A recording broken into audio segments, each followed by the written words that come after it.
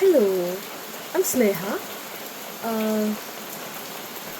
So ഞാൻ ഇന്നിവിടെ വന്നത് കുറച്ച് കാര്യങ്ങൾ പറയാൻ വേണ്ടിയിട്ടാണ്.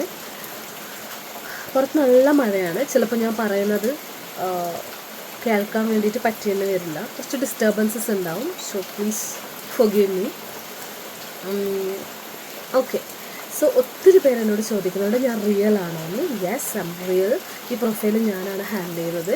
പിന്നെ ഒരുപാട് മെസ്സേജസ് എനിക്ക് വരുന്നുണ്ട്. മാരീഡ് ആണോ, കൂടിയുള്ള വ്യക്തി ആരാണ്, ലിവിങ് ടുഗെദർ ആണോ, എന്താണ് നിങ്ങളെ തമ്മിലുള്ള ബന്ധം എന്ന് വെച്ചിട്ടുള്ള ഒത്തിരി മെസ്സേജസ് വരുന്നുണ്ട്. അപ്പം അതിനുള്ള റിപ്ലൈ ആണ് യെസ്, ഐ എം മാരീഡ്. ഞാൻ സിവിൽ മാരേജ് കഴിഞ്ഞതാണ്. പാസ്റ്റ് 1 year ആയിട്ട് ഞങ്ങൾ മാരീഡാണ്. അപ്പം എനിക്ക് തോന്നുന്നു ഇങ്ങനെയുള്ള മെസ്സേജസ് വരാൻ കാരണം ഞങ്ങൾ വെഡ്ഡിങ് ഫോട്ടോസൊന്നും അപ്ലോഡ് ചെയ്യാത്തത് കൊണ്ടായിരിക്കും. ബേസിക്കലി അങ്ങനെ ഒരു ഫോട്ടോസൊന്നും നമ്മൾ എടുത്തിട്ടില്ല. വളരെ ഇൻറ്റിമേറ്റ് ആയ ഒരു വെഡ്ഡിങ് ആയിരുന്നു ഞങ്ങളുടേത്. മാക്സിമം ഒരു 10 to 15 പീപ്പിൾ മാത്രമാണ് ഞങ്ങളുടെ വെഡ്ഡിങ് ഉണ്ടായത്, ഫാമിലി ആൻഡ് ഫ്രണ്ട്സ്. പിന്നെ പിന്നെ ചേർച്ചിൽ നിന്ന് വെഡ്ഡിങ് കഴിയാത്തത് കൊണ്ട് തന്നെ ഞങ്ങളെ ആക്സെപ്റ്റ് ചെയ്യാത്ത ഒത്തിരി റിലേറ്റീവ്സ് ആൻഡ് ഫ്രണ്ട്സും നമുക്കിടയിൽ തന്നെ ഉണ്ട്. അപ്പോൾ നമ്മുടെ ഒരു എക്സ്പീരിയൻസ് വെച്ച് നോക്കുകയാണെങ്കിൽ ഞങ്ങൾ ഒഫീഷ്യലി വെഡഡ് ആണെങ്കിലും ഞങ്ങൾ മാറ്റി നിർത്തപ്പെട്ട സാഹചര്യങ്ങൾ അല്ലെങ്കിൽ ഞങ്ങൾ ഇൻസൾട്ടഡ് ആയ സാഹചര്യങ്ങൾ ഞങ്ങൾക്ക് ഒത്തിരി ഉണ്ടായിട്ടുണ്ട്. അപ്പോൾ അതിലെന്താണ് റീസൺ എന്ന് ചോദിച്ചാൽ എനിക്കിപ്പോഴും അറിയില്ല. നമ്മുടെ ഈ സമൂഹം ഈ ഒരു കാലഘട്ടത്തിൽ വന്ന് നിൽക്കുമ്പോഴും നമ്മൾ ഇന്ത്യൻ നിയമപ്രകാരം നമ്മൾ മാരീഡ് ആണ് എന്ന് പറഞ്ഞാലും people are not accepting that. അവർക്ക് അതായത് ഒരു ഫങ്ഷനായ അല്ലെങ്കിൽ ചേർച്ച് വെഡ്ഡിങ് അല്ലെങ്കിൽ ഹിന്ദു സ്റ്റൈലിലെ വെഡ്ഡിങ് അങ്ങനെയുള്ളൊരു നമ്മുടെ വെഡ്ഡിങ് ഉണ്ടല്ലോ, അതായത് ചടങ്ങുകൾ, അത് നടത്തിയാൽ മാത്രമാണ് വെഡ്ഡിങ് എന്ന് വിചാരിക്കുന്ന ഒരു കൂട്ടം ആൾക്കാരുടെ കൂടെയാണ് നമ്മളൊക്കെ ജീവിക്കുന്നത്. Truth but sad. എന്താ പറയുക, പക്ഷേ അത് എനിക്കോ എൻ്റെ ഹസ്ബൻഡിനോ ബേസിക്കലി അതൊരു പ്രോബ്ലമായിട്ട് തോന്നിയില്ല. പക്ഷേ ഇനീഷ്യലി എൻ്റെ പാരൻസിനൊക്കെ അത് പറയുമ്പോൾ കുറച്ച് ബുദ്ധിമുട്ടുണ്ടായിരുന്നു. കാരണം അവരുടെ അടുത്ത് നേരിട്ട് ആൾക്കാർ ചോദിച്ചിട്ടുണ്ട്, നിങ്ങൾക്ക് നാണമില്ലേ മക്കളിങ്ങനെ രജിസ്റ്റർ മാരേജ് ചെയ്തെന്ന് പറയാൻ നാണമില്ലേ എന്നൊക്കെ ചോദിച്ചിട്ടുണ്ട്. അത്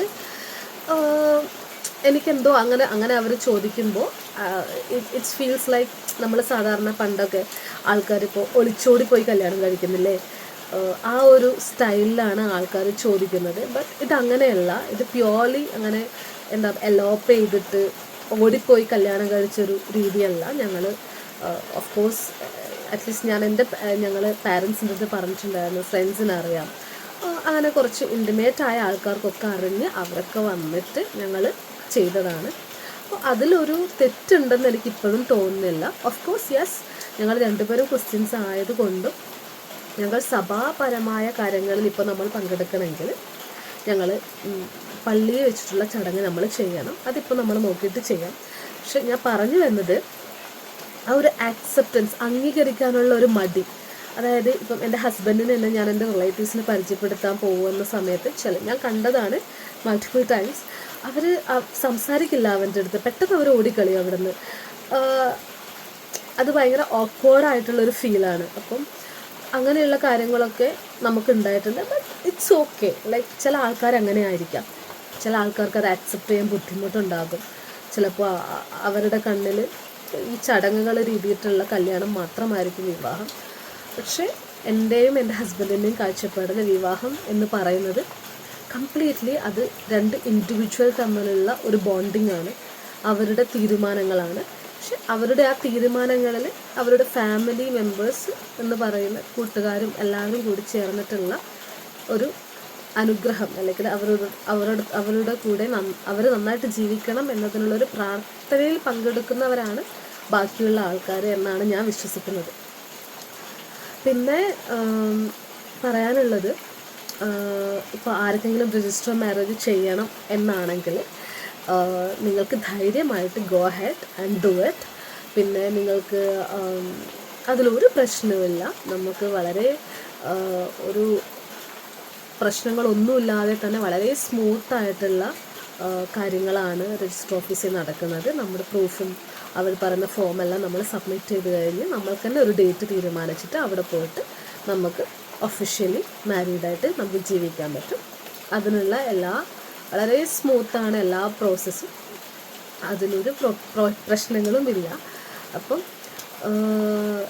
എനിക്ക് തോന്നുന്നത് ഇനി നമ്മൾ ഇത്രയും ഒരുപാട് പൈസ കളഞ്ഞ് വെഡ്ഡിങ്ങൊക്കെ ചെയ്യുന്നത് നല്ലത് ഇങ്ങനെയാണ്. പക്ഷേ ഓഫ് കോഴ്സ് നമ്മുടെ പാരൻസിന് നമ്മുടെ ഒരു ജീവിതശൈലി അനുസരിച്ചിട്ടുള്ള ചില ആഗ്രഹങ്ങളുണ്ടാകും. പള്ളിയിൽ നിന്ന് കല്യാണം കഴിക്കണം, ക്രിസ്ത്യൻ വെഡ്ഡിങ് വേണം, അങ്ങനെ അല്ലെങ്കിൽ ഇപ്പോൾ ഹിന്ദുക്കളാണെങ്കിൽ ഹൈന്ദവ രീതിയിലുള്ള വിവാഹം വേണം എന്നുള്ള ആഗ്രഹങ്ങളുള്ള ആൾക്കാരുണ്ടാകാം.